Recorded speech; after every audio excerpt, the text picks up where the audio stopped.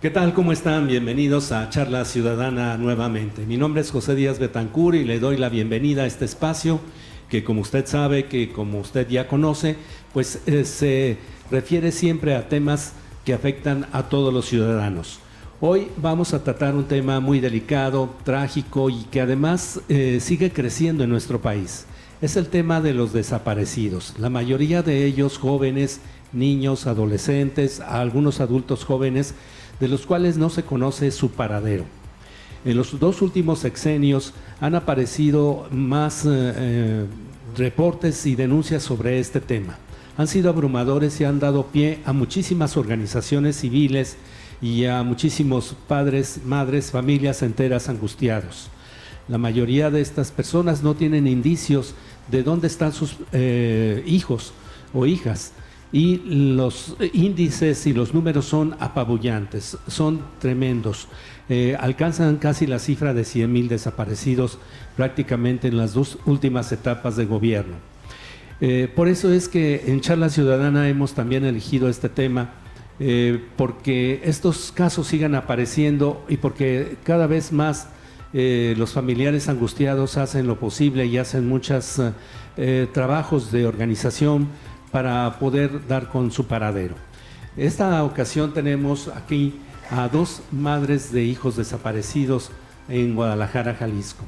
Me da pues gusto recibirlos para poder platicar y entablar una charla pues que nos deje a nosotros también nuestra solidaridad y nuestra ayuda en lo que podamos para poder auxiliarlos. Se trata de la señora Rosario Cervantes. ¿Cómo está, señora? Muy buenas tardes. Buenas tardes, muy bien, muchas gracias. Y también está la señora Raquel Trinidad.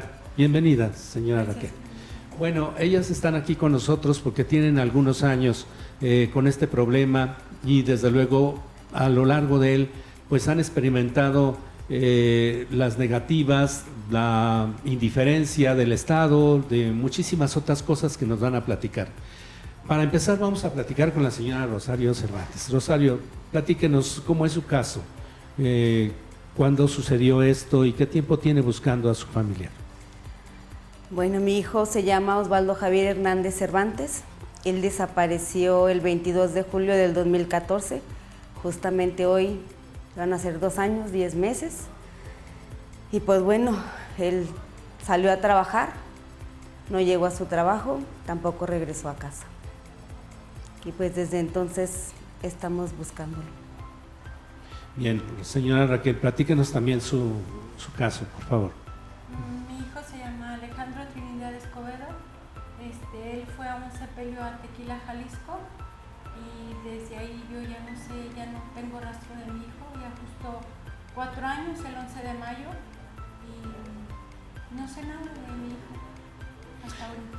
Como pueden ustedes ver, son 3 y 4 años. 3 en el caso de la familiar de Osvaldo, la señora Rosario, y también 4 en el caso del hijo de la señora Raquel Trinidad. Platíquenos, señora Rosario, a partir de entonces usted se ha convertido pues en una investigadora con todo el dolor a cuestas, en una indagadora, en una pues digamos también reportera, porque hay que buscarle por todos lados, sí. Hay que entablar pláticas con la burocracia, con la policía, con muchas otras cosas. Platícanos esta parte, ¿cómo se transformó su vida a partir de esto?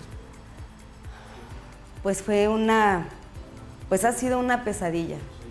Ha sido una pesadilla desde el momento en el que él no está, en el que no sabemos qué le sucedió. Se convirtió en una pesadilla en la que todos los días quisiera yo despertar y volverlo a ver. Sin embargo, pues no ha sido así.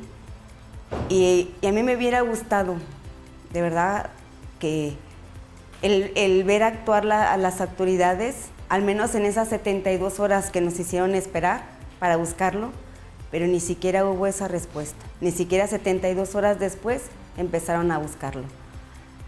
Y pues obviamente, si no se busca en las primeras horas, con el tiempo pues es mucho más difícil encontrarlos. Entonces, pues sí, nos hemos convertido en investigadoras, hemos estudiado lo que es la ciencia forense, Obviamente no como los expertos, pero pues tenemos que saber de todo, de leyes, de qué tenemos derecho, a qué no tenemos derecho. Y cuántas veces esos mismos derechos han sido atropellados, porque justamente cuando está uno en la angustia y en el dolor, y no digo que ya desapareció después de tanto tiempo, yo le puedo decir que lloro y lloro como ese primer día que él no está. Y entonces la angustia y el dolor no desaparece aún con el paso del tiempo, pero desgraciadamente se aprovechan de que está uno tan angustiado y con ese dolor, que lo que sea que le digan para uno está bien. Y con el paso del tiempo que vamos, pues afortunadamente sobrellevando esa carga tan enorme, pues nos damos cuenta, ¿no? Cómo es que debieron haber sido las cosas y no fueron. Sí, es verdaderamente angustiante, pues tener desde luego un dolor y a la vez contrastarlo con la respuesta de quienes están al frente primeramente de pues esclarecer, cuando menos en las primeras horas, como dice la señora Rosario, qué es lo que sucedió. Y es que la autoridad o las autoridades tienen también un protocolo de 72 horas o una cosa así, no sé si varíe de un estado a otro, de una entidad a otra, pero estas horas las suponen ellos para que las personas aparezcan como solas, como espontáneamente, como si fuera una travesura, y a veces pues obviamente no sucede así.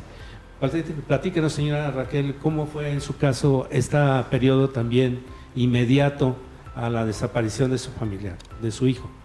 Pues fue muy difícil para nosotros aceptar que mi hijo desapareciera, porque pues fuimos nosotros a las autoridades y pues lo primero que nos dicen que esperemos las 72 horas para que aparezca. Pues, ellos se van de parranda, dicen.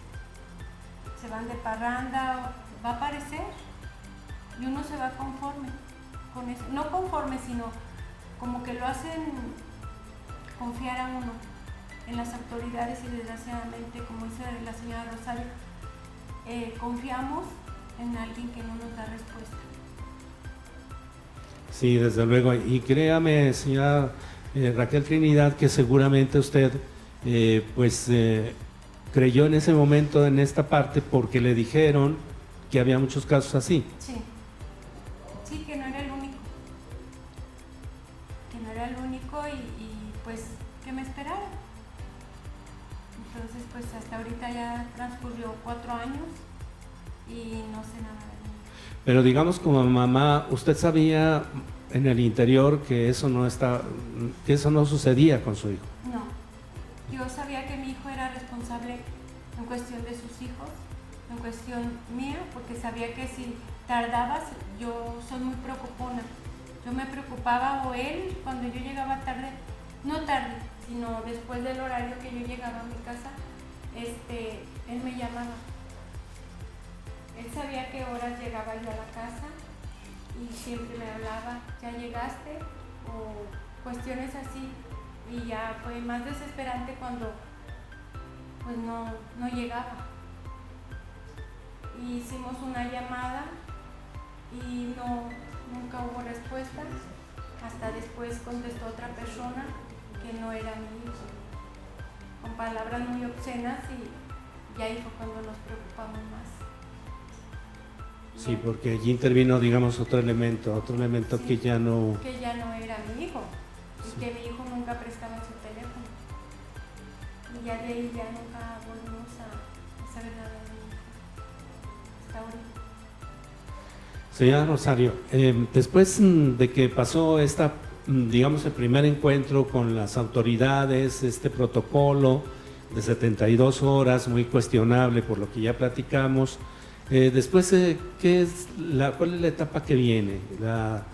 Tratar de socializar este asunto en redes, con fotografías, con gentes. ¿Qué trabajo se ha hecho con respecto a esto? ¿Qué es lo que sucede después en esta etapa de dolor y también de acción? Porque no se puede uno quedar quieto, ¿verdad? Pues yo creo que cada familia actúa conforme piensa y cree que le es qué acciones tomar en cada caso. Porque, bueno, nosotros en mi familia, mi hijo lo subió a las redes, sí, tanto Twitter como Facebook y cuanta red se pudo, sin que tuviéramos ninguna respuesta. Igual se cuestionó, se preguntó a sus amigos si ellos sabían que él, así como dicen, se hubiera querido ir, pero pues no, nadie nos dio esa respuesta. Incluso pusimos lonas que estuvieron por un tiempo en ciertos puntos donde él caminaba, pero tampoco, bueno, sí hubo una respuesta. Intentaron extorsionarnos después de que pusimos las lonas, pero pues más de eso no hubo más respuesta. Yo le estuve llamando también a su teléfono a todas horas, a la hora que estuviera despierta, porque pues ni siquiera se puede dormir en esa situación. Entonces a todas horas, mañana, tarde, noche, de madrugada, con la esperanza de que contestara, que dijera estoy bien, pero no, nunca contestó su teléfono. Esta es la parte más dolorosa, ¿no? Es decir, no saber qué sucedió, en dónde está. Es decir, cuando se trata de un fallecimiento uno sabe dónde está, pero cuando no sabes dónde está, pues obviamente el dolor y la angustia se genera de una manera más fuerte, ¿no? Sí, no, y si le agregamos pues que en los noticieros vemos que los deshacen en ácido, que se perdió, que hubo balaceras aquí, que encontraron cuerpos allá, pues imagínense. Ajá, muy bien.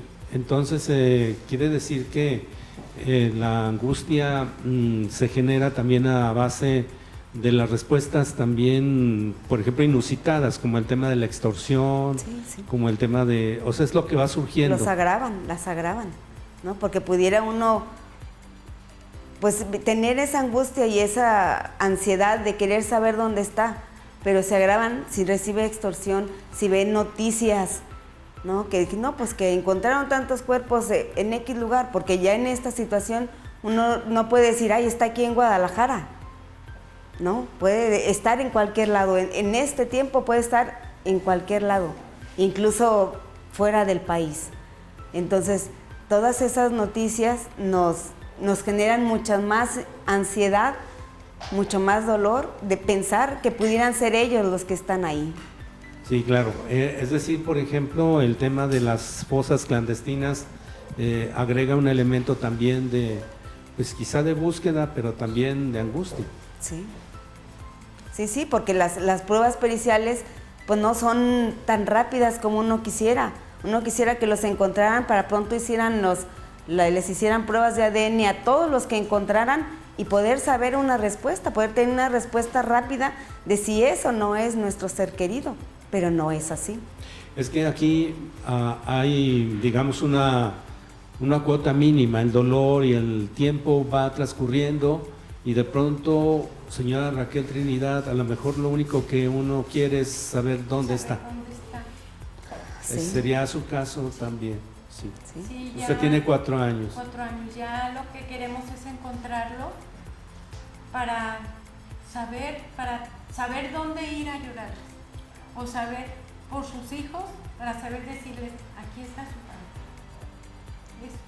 Sí, tener una respuesta de algo, sí. ¿no? Si están vivos, si están muertos, ¿qué pasó? Sí, me supongo. Señora Raquel Trinidad, y luego después usted participó en algunas organizaciones, ha hecho presión junto con otras familias, con otros padres y madres. Platíquenos esta parte de la experiencia también que hay con respecto a los desaparecidos. Pues nos reunimos muchas mamás ya en una organización a hacer manifestaciones pacíficas, lógico.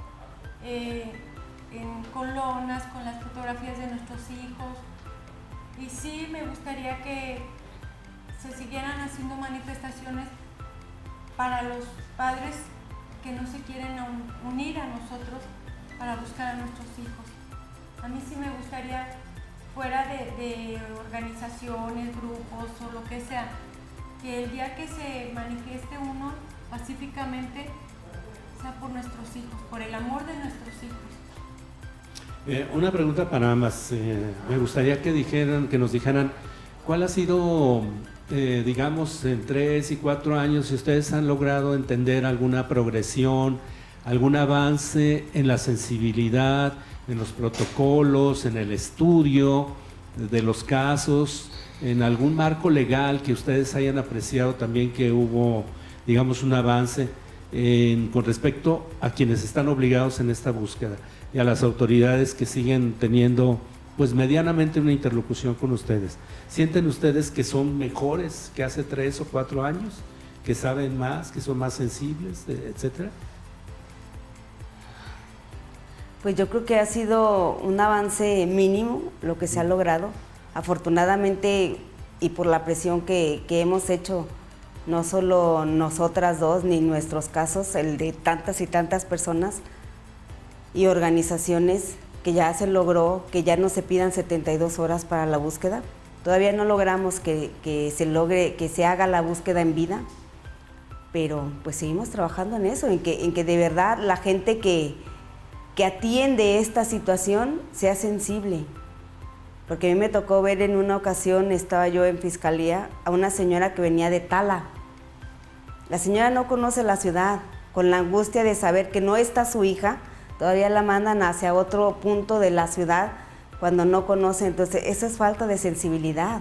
¿Cómo la mandan a un lugar donde ella no sabe en ese estado?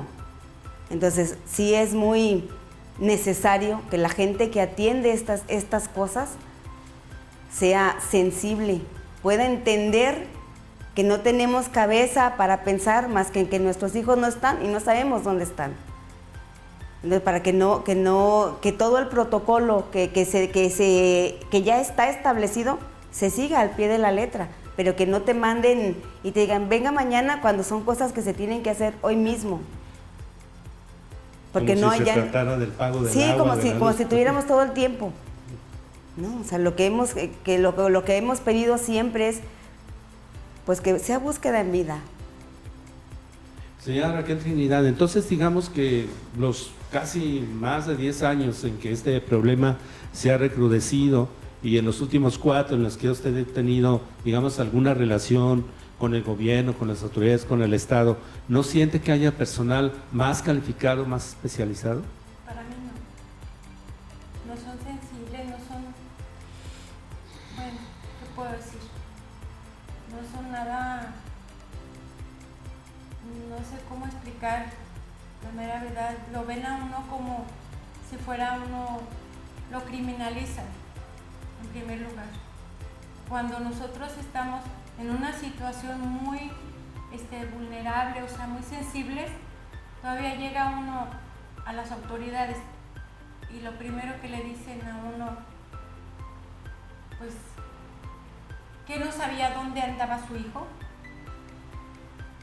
que no conoce sus amistades. O sea, lo agreden a uno todavía sin hacerle una pregunta. Entonces, sí, no hay nada de sensibilidad ahí en estas personas. Sí, quizás aquí lo que se advierte es que, por ejemplo, habrá una especie de tratamiento normal y común, como si se tratara en el caso de los hombres de que se fueron de vagos o de parranda, y en el caso de las mujeres que se fueron con el novio, y así tratan todos los asuntos. ¿Podría decirse que ese es más o menos, digamos, el común de las respuestas del tratamiento de estos casos? Pregunto a ambas. Sí, así es. Yo creo que el pensamiento de quienes atienden de primera vez, así es. No podemos decir si ahora ha habido diferencia, porque pues ya no estamos en esa situación. Pero cuando fue nuestra situación, así fue. Que decían que pues a lo mejor se fue de parranda, quizás anda en Vallarta con una güerota, pues hágame la buena, ¿verdad? Que se fuera en el peor de los casos que anduviera en Vallarta, ¿no? Pero si ha pasado tanto tiempo y no sabemos aún nada, pues no andaba en Vallarta. O sea, bueno, lo que sucede aquí, por lo que me han platicado ustedes, es lo que siento es que finalmente los casos son tomados con demasiada superficialidad, a pesar del marco tan amplio y tan dramático que vive el país en el tema de desaparecidos. Claro, sí podemos pensar que sucedan muchos casos así, que el muchacho o la muchacha se vayan algunos días, se desaparezcan algunas horas, pero aún y con esto no debe de tomarse a la ligera. No, debe de existir de todas maneras el compromiso como autoridad de, independientemente si se fue con el novio, si se fue de parranda, el buscarlo. Independientemente de eso, tienen el derecho de ser buscados. Creo que ese es el punto, ¿no? El derecho a ser buscados, sí. El derecho a que los recursos del Estado se canalicen este tipo de asuntos y de que realmente se haga una investigación desde el principio. Sí. Podría ser esta, digamos. En el papel de las organizaciones, ¿qué nos podrían platicar ya para la recta final de este encuentro con ustedes? ¿Las organizaciones sirven de algo o no sirven? Pues yo creo que sí sirven de algo, puesto que, como le comento, se ha logrado que se eliminen esas 72 horas y que el trato, pues si no sea ya el ideal, sea un poco más digno. Y yo creo que es parte de lo que las organizaciones civiles han logrado hacer, impresionar de esa manera al gobierno para que nos dé un trato mejor, ya que pues sí era bastante deplorable el trato que se nos brindaba. Entonces yo creo que de alguna manera sí sirve como presión, sirve como para que sepan que seguimos aquí, que los vamos a seguir buscando, y que no porque ellos no los busquen, ahí va a parar la cosa. Nosotros los queremos encontrarlo. Entonces la situación que provoca la presión de las organizaciones, pues yo creo que tiene peso en ese tipo de cosas, que se mejoren las que están mal por medio de estar las organizaciones, pues como machetito, ¿no? Duro y duro hasta que se logra avanzar al menos en 1 o 2 puntos. Si no podemos lograr que sea un estado ideal, ¿no? En que si ahorita desapareció, pronto me lo buscan y me lo encuentran, la situación que sea, pues bueno, mínimo que el trato que se me brinde pues sea mejor que el que cuando menos en aquellos años recibí yo. Sí, es muy doloroso pensar en que se esté pidiendo trato digno porque hay más casos, ¿verdad, señora Raquel Trinidad? Porque estamos pensando en que eso va a seguir sucediendo. Nosotros sí quisiéramos que ya parara todo esto, que más personas, más mamás, más papás, hijos que desaparezcan o que sufran el dolor que nosotros sufrimos. Porque para nosotros es muy desesperante cuando está comiendo uno, cuando escucha algo uno, perdón. Sí. Sí, constantemente va uno por la calle, ve un muchacho, uno dice, ay, es mi hijo, ¿cuál no es tu hijo? Y así, pues días transcurren y pues el dolor en la noche, cuando uno va a dormir, entre comillas, cuando muchos duermen 1 o 2 horas, 3 horas. Y pues sí pidiéramos a las autoridades que sean un poquito más sensibles, desgraciadamente con las personas que están llegando. Bueno, pues muchísimas gracias por este testimonio, Rosario, Raquel. Nos ha ayudado mucho a que también en este programa de Charla Ciudadana pues estemos más sensibles, que seamos más más empáticos con esta situación que cada vez se acerca más a nosotros. Yo hoy conocí a Raquel y a Rosario y ya siento esta cercanía de este tema, lo siento con más fuerza. Quizás ustedes tengan algún vecino o tengan algún pariente que también tenga este caso. Lo cierto es que desgraciadamente ocurre ya cada vez más frecuentemente y esto pues nos exige desde luego una participación. Y esta participación ciudadana es la que nosotros estamos impulsando desde Charla Ciudadana, es decir, conocer y ser sensibles a una gran cantidad de temas que nos están afectando en la ciudadanía y que muchos medios de comunicación pues no lo tocan, es decir, no es una nota que sea fuerte, que sea, digamos, vendible, no sé.